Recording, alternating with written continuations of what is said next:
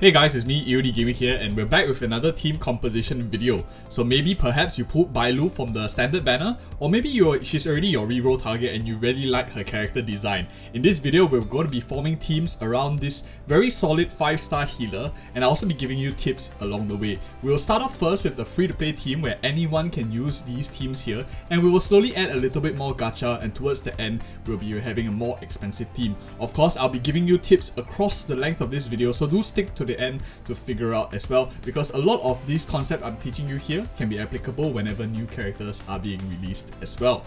So for those of you who came from like Gepard's video, there's one major difference between a healer and of course a shielder, other than the fact that healers heal and shielders shield. Of course, the main difference is that a lot of the shielders in the game have a lot of aggro draw. What that means is you not only utilize their defensive ability for the team, but shielders also pull and utilize their HP bar and their defensive stat and bring it more into the game. Whereas healers on the other hand build a lot for HP most of the time, or for example more defensive stats. For example, if you're playing Natasha or Bailu, and a lot of the times because they don't draw aggro, you don't utilize a lot of these stats that you're stacking on these characters. That is one of the major downsides to note about healers versus defenders. Of course, one way that we can go about doing this is we can play a character like March 7th in, for example, the slot 4 with Bailu. What this is March 7 actually draws the aggro towards the healer, making the healers use that huge HP pool that she has to also tank a bit for the team. This allows you to run, even though it's a double defensive unit, but March 7 can also be built a little bit more offensively to do a bit more counters as well. I think this is one of the better teams for March 7 in terms of aggro drawing towards a healer, as it makes more sense in terms of team-wide efficiency. I'll run a character like Danheng in the second slot with a bit more single target damage, and your third slot is pretty flexible. In this team comp, you can always run Herta, you can run Serval, or you can even run Qingque here, depending on what whoever you prefer. But I think this is a pretty solid setup if you're running Bailu.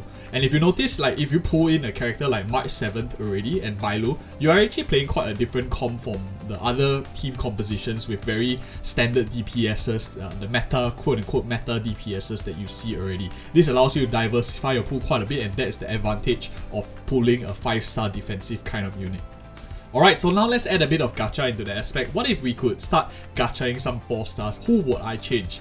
I think Danheng is a really strong character here, and Susang just doesn't offer as much significant difference in this team comp compared to other team comps that she's in versus Danheng. So I'll put them as like roughly equals. The character that I really want to highlight is a character like Arlan. One thing about Arlan is he likes to play at lower life because he gains much more damage based on the amount of lost HP he has, up to 80% of his lost HP. And one of the important things to note is that his skill, which doesn't consume any skill points, consumes a percentage of his max HP to deal a lot of damage, and it can't be used if his HP is insufficient. What this means is that you want to have a little bit of attrition healing from a character like Bailu would really help him greatly, because you heal him up by a little bit, he's able to use his skill to bring it back down and get the full bonus of his talent passive again, and then he's able to do tons of damage. And not only that, when he is healed by Bailu in terms of the invigoration passive that Bailu has, he also heals a little bit of life when he's attacked. This gives him a little bit more of survivability, because when he's hit, he takes damage, you heal up the damage, and when he wants to use his skill, you heal him up a bit, he uses it back down, and then he does a bit of attacking. This differs quite a bit from a character like Natasha, who tends to overheal characters, especially a character like Arlan as well. Bailu, on the other hand, you can her healing does come from multiple sources, and it's a little bit, especially if you get that bounce off rather than the full amount. And with that invigoration passive, it becomes more of like a damage reduction and minor heal that really makes quite a bit of difference to Arlan's playstyle. Very underrated combination. And note that her revive is also not healing him to full HP. It might be if you have her at very high HP, but in terms of the amount, it's only like 30% of her max HP plus a flat amount. So it's not as if when he revives, he'll be at max HP and doing no damage at all. So some things to consider. Now let's move on with the next.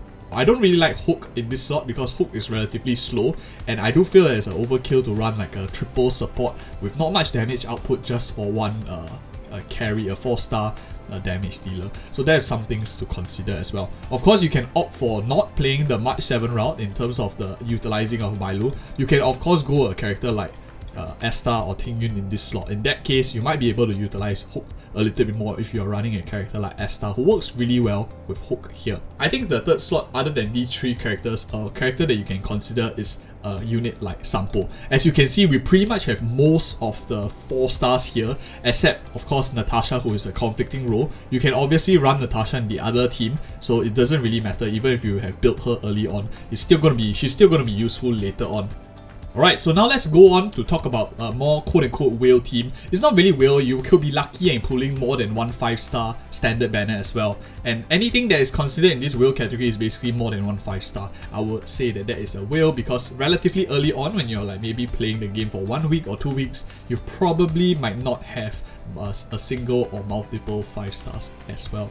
So let's talk about a character that I think will work really well with Bailu. In no particular order, I think Blade is going to really like Bailu, especially if you don't have the resources or are still waiting for Luo Ca to come out for that heal. I think that Bailu offers Blade very good playability because Blade manipulates his HP bar. He likes to drop his life and then life steal it back up. If you guys are planning to pull for Blade, you definitely want to have the instant revive or sustain that Bailu offers. It gives you a bit more room for error, especially if up against harder fights as well. I think Blade is a solid pick in the second slot. Good AoE damage, good win damage as well for this second slot, together with the damage reduction that Bailu offers in her passives, also together with healing.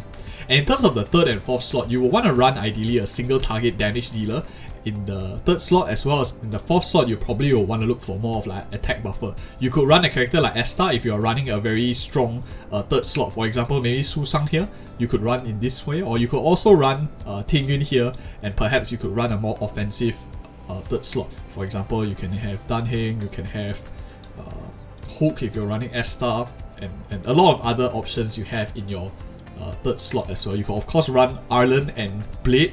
These two are generally similar because they do require a bit of protection or clever manipulating of their HP bar, and Bailu definitely offers a bit of riskiness. Not as strong as Gepard in terms of the shield, but definitely you'll feel some comfort knowing that you have one mistake that you can make and you can get revived very quickly afterwards.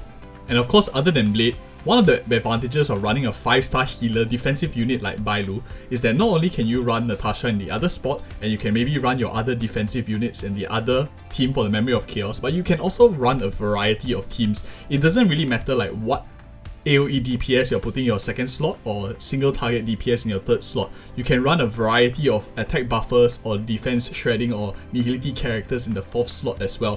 What this means is that you can pretty much play a very flexible team comp to adapt to based on what your pools are like. So very strong starter, and let's talk a little bit about some of these units. So in terms of who synergizes the best with Bailu, I think a character like, as you mentioned, Blade previously works really well with Bailu, but Clara also does benefit quite a bit from Bailu in terms of her getting that sustain, that damage reduction, as well as the AoE healing in case you need it. In that case, you can probably run, for example, Tingyun in the fourth slot to buff up Clara, as we talked about more in the Clara video already. And of course, you can maybe run a more independent Han class, for example Su Sang in the third slot as well. You can run many teams. For example, you can even run Zila as well as Jingyuan in a double hyper carry team with a solid defensive unit, and you can probably run like a character like Asta or even Bronya in the last slot to buff up your whole team. As you can see, you can't really go wrong with a healer as a defensive unit that you pull, and you can form the backbone of most team compositions. I think at this point, one of the most important things to consider is